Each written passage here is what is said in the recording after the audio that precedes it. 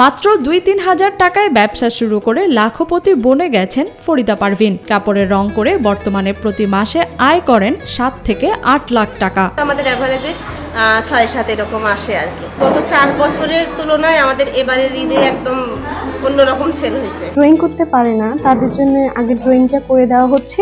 ২০২০ সালে করোনা মহামারীর সময় কাজ শুরু করলেও পরিবার ও স্বামীর সম্মতি না থাকায় সে সময় বেশ বেগ পেতে হয় ফরিদার। পরবর্তীতে সফলতা দেখে আগ্রহী হয়ে ওঠেন তার স্বামীও। পুরোদমে শুরু হয় তাদের হ্যান্ড পেইন্টের ব্যবসা। এরপর আর পেছনে ফিরে তাকাতে হয়নি তাদের। শুরু করছি মূলত ২০ সাল থেকে। করোনার আগ থেকে মাথায় চিন্তা ভাবনা ছিল যে কিছু একটা করব। ফুলফিল ভাবে শুরু হচ্ছে করোনার পর থেকে। শূন্য থেকে শুরু করা। আমি শুরু করার সময় মূলত হচ্ছে পুঁজি আমার হাত খরচের টাকা দিয়ে।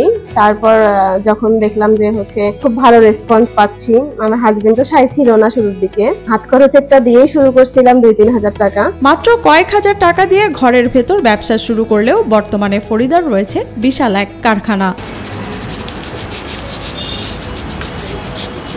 শুরুতে নিজের বেডরুমে ছোট্ট একটি ফ্রেম দিয়ে কাজ শুরু করে গাইবান্ধার ফরিদা পারভিন। বর্তমানে তার কারখানায় তৈরি হচ্ছে হ্যান্ড পেইন্ট ও ব্লকের শাড়ি, পাঞ্জাবি, থ্রি পিস, সাথে বাটিকেরও কিছু কাজ করছেন এই নারী উদ্যোক্তা। তার কারখানায় দিনে তৈরি হয় ৮ থেকে ১০টি শাড়ি। আমার হচ্ছে শুরুতে মূলত আমি একাই শুরু করছিলাম। বেডরুমে ছোট্ট এক কোনায় হচ্ছে একটা ফ্রেম দিয়ে আমি শুরু করছিলাম, কারণ ওই পরিমাণ কাস্টমারের চাহিদাও ছিল না। তখন আস্তে আস্তে ১ করে ২ করে কর্মী বাড়ালাম। মূলত আমার সিগনেচার পণ্য হচ্ছে হ্যান্ড পেইন্ট, ব্লক, বাটিকটা খুব কম হয়। হ্যান্ড পেইন্টের শাড়ি, পাঞ্জাবি, থ্রি পিস। তবে শাড়িতে হিউজ পরিমাণ কাজ হচ্ছে আমাদের। প্রতিদিন ৮ থেকে ১০টা করে প্রোডাকশন হচ্ছে আমাদের শুধু শাড়ি। পাশাপাশি থ্রি পিস হচ্ছে।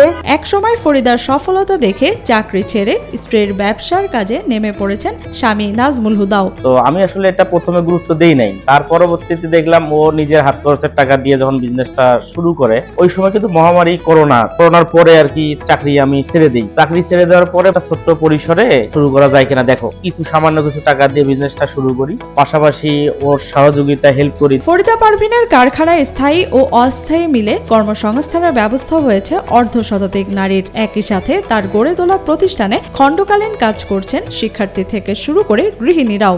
স্টুডেন্ট, তার মধ্যে গৃহিণীও। আবার এখানে হচ্ছে কাজ শিখছি, কাজ শিখে হচ্ছে কিছু করব, নিজের পায়ে দাঁড়াবো, সেটাই চিন্তা ভাবনা নিয়ে আছি। ভালো লাগতেছে এখানে কাজ শিখে। এখন মূলত হচ্ছে আমার 10+ কর্মী আছে পার্মানেন্ট। খুচরা খাসরি ভাবেই প্রায় হচ্ছে 50 শতাধিক এরকম আছে। ফরিদা পারভিনের তৈরি পণ্য বাংলাদেশের সব জেলার সাথে সাথে চলে যাচ্ছে বিদেশেও। দেশের বিভিন্ন শোরুমের পাশাপাশি বিভিন্ন অনলাইন ব্যবসায়ীরাও ফরিদার গড়ে তোলা স্বপ্ন আঁকা থেকে পণ্য নিচ্ছেন পাইকারি হিসেবে। ফরিদা পারভিনের নিজস্ব ডিজাইনের প্রতিও আগ্রহী হয়ে উঠেছেন অনেকে। এগুলো আমাদের হচ্ছে সারা বাংলাদেশে যায়, 64টা ডিস্ট্রিক্টে আমাদের চলে যায়, এমনকি বাহিরের দেশেও যায়, মানে মাধ্যম ধরে আর কি বাহিরের কান্ট্রিগুলোতেও যায়। সব থেকে বড় বিষয় হচ্ছে আমাদের বিভিন্ন শোরুম গুলাতে যাচ্ছে, যেমন হচ্ছে বরিশাল, আমার হচ্ছে ঢাকাতে প্রায় কয়েকটা শোরুমে আমাদের প্রোডাক্ট যায়, ওরা কাস্টমাইজ করে নেয়। বর্তমানে তার কাজের অনেক চাহিদা থাকলেও মূলধনের অভাবে চাহিদা অনুসারে পণ্য সরবরাহ করতে পারছেন না বলে দাবি ফরিদা পারভিনের। প্রয়োজনীয় মূলধন পেলে